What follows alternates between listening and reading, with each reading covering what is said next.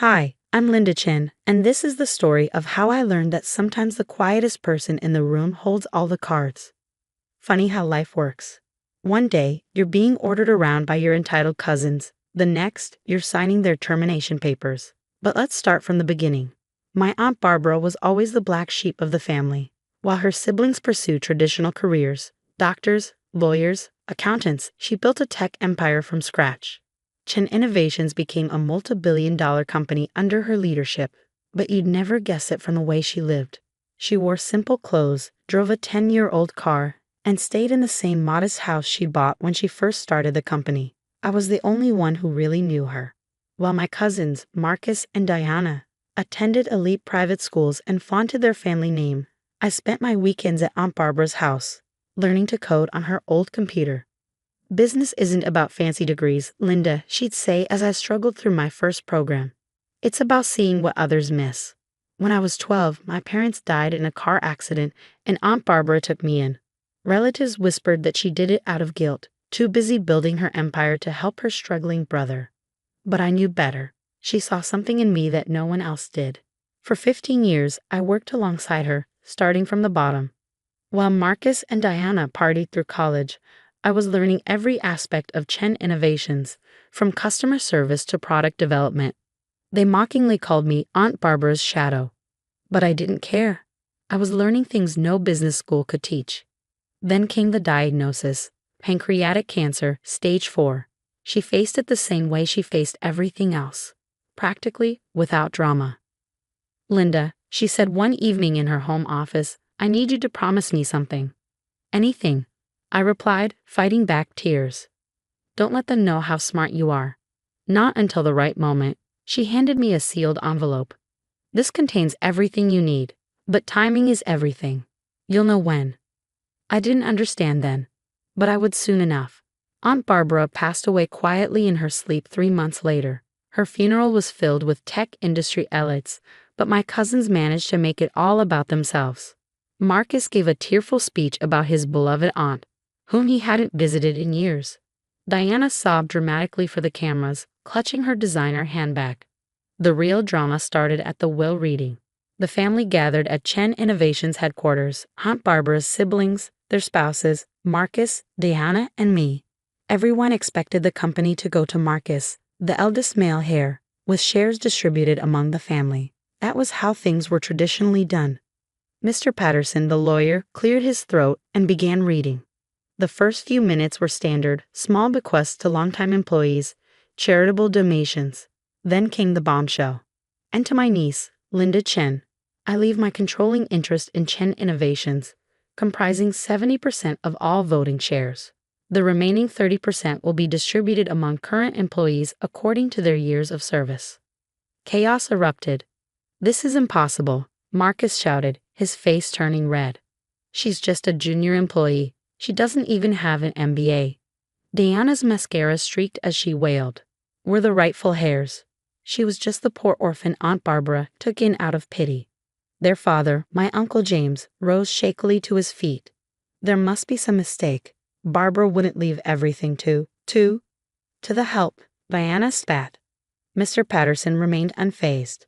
The will is quite clear, and I assure you, your sister was of sound mind when she made these arrangements. He pulled out another document.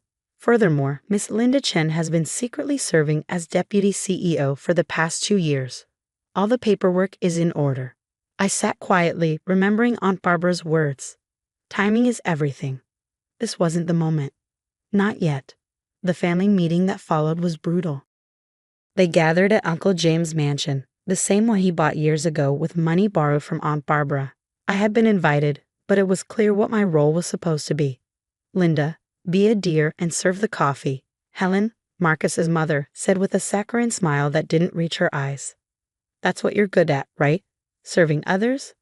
I played along, pouring coffee for everyone as they discussed their options, speaking as if I wasn't even in the room. We need to contest the will, Uncle James declared. Barbara wasn't thinking clearly near the end. Obviously, Marcus sneered, not even glancing at me as I refilled his cup. Look at her. She doesn't have what it takes to run a billion-dollar company. She's not even dressed properly. He had a point about my clothes. I wore a simple blouse and slacks, while they were draped in designer labels. What they didn't know was that I owned the building their favorite designer's flagship store operated in. The board will never accept her, Diana added, checking her reflection in her phone. They need someone with proper education, proper connections. I continued serving coffee, silently watching them plot my downfall. Legal challenges, board member alliances, media strategies. They mapped out everything without once addressing me directly. To them, I was furniture, just as I had been all these years.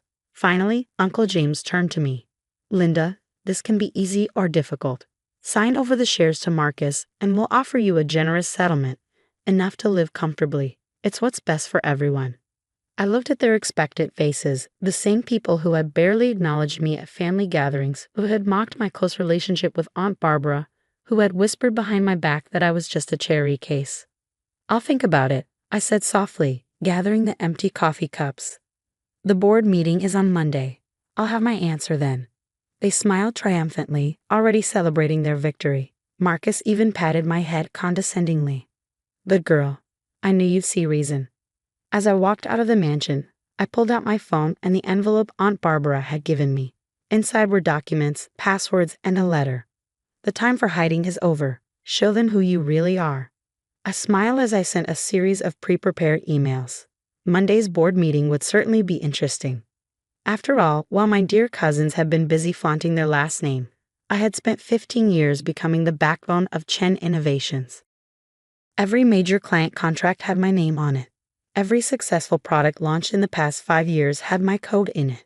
Every key employee owed their position to my recommendations. They thought Monday's board meeting would be Diana and Marcus's triumph. They had no idea what was coming.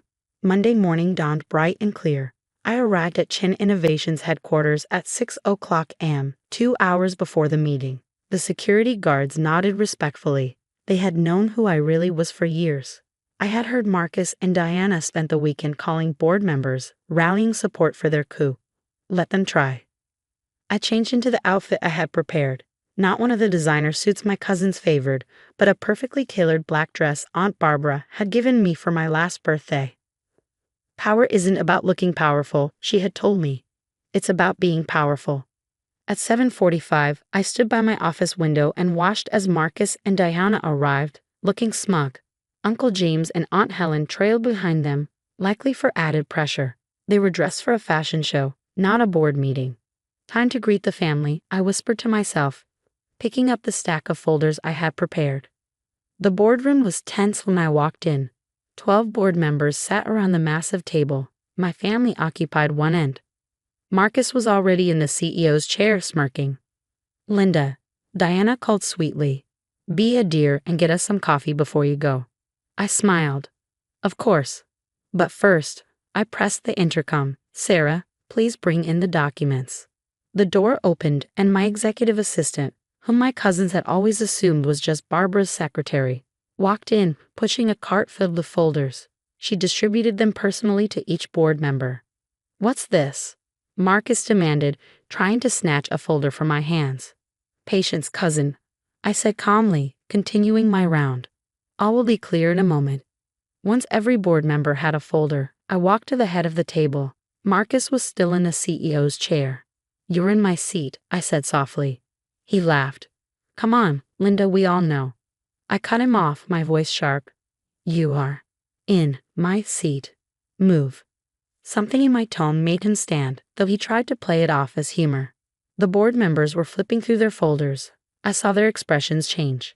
Ladies and gentlemen of the board, I began. Inside those folders, you'll find several things. First, detailed reports of every major decision made at Chen Innovations over the past 5 years. You'll notice my signature on 90% of them.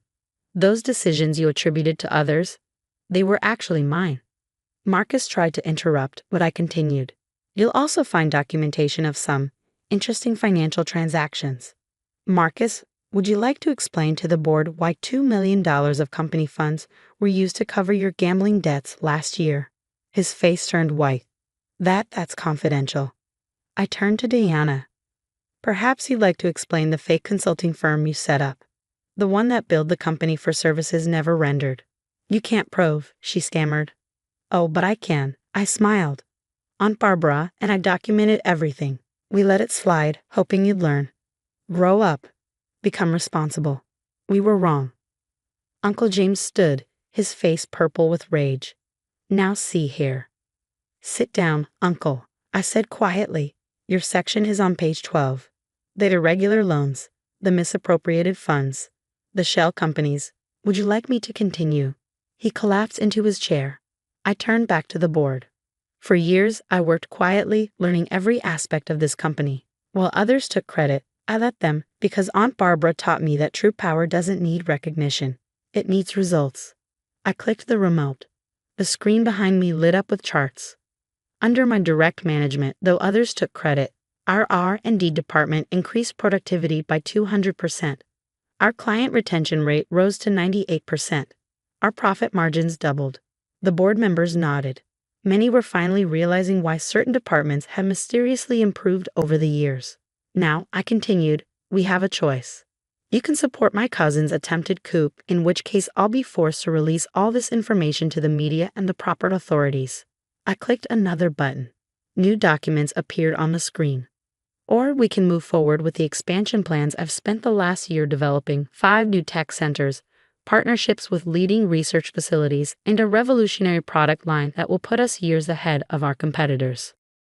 Silence. The board members exchanged glances, doing the math in their heads. Finally, Mr. Rodriguez, our longest-serving board member, spoke. I moved to formally confirm Linda Chen as CEO of Chen Innovations, effective immediately.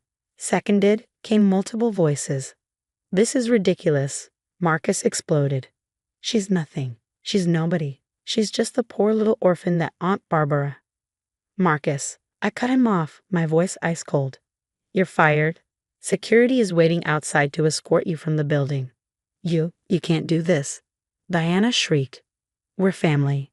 I looked at her calmly. Was I family when you made me serve coffee? Was I family when you mocked my clothes, my education, my dedication to Aunt Barbara? No, Diana. You made it very clear what you thought of me as family. Security entered. More guards who had known my real position for years. Uncle James, Aunt Helen. I turned to them. You have a choice. Accept my leadership and keep your shares as silent partners, or join your children in unemployment. Decide now.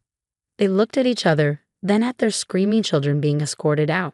They nodded meekly. As the chaos subsided, I addressed the board again.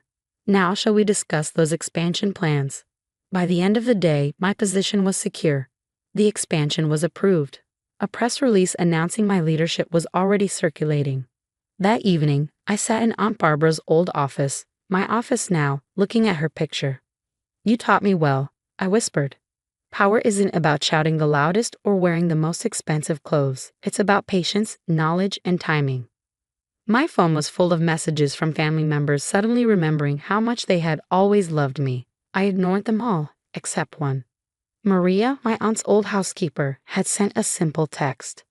You did good, Miss Linda. Your aunt would be proud. I smiled, looking out over the city lights. The company would thrive, not because I was born into privilege, but because I had earned every step of my success. Marcus and Diana. Last I heard, they were trying to start their own company. Good luck to them. They'd finally have to learn what real work meant. As for me, I kept Aunt Barbara's lessons close to my heart. Success isn't about being seen as powerful. It's about being powerful. And sometimes the quietest person in the room is the one you should watch out for. After all, they might just own the room.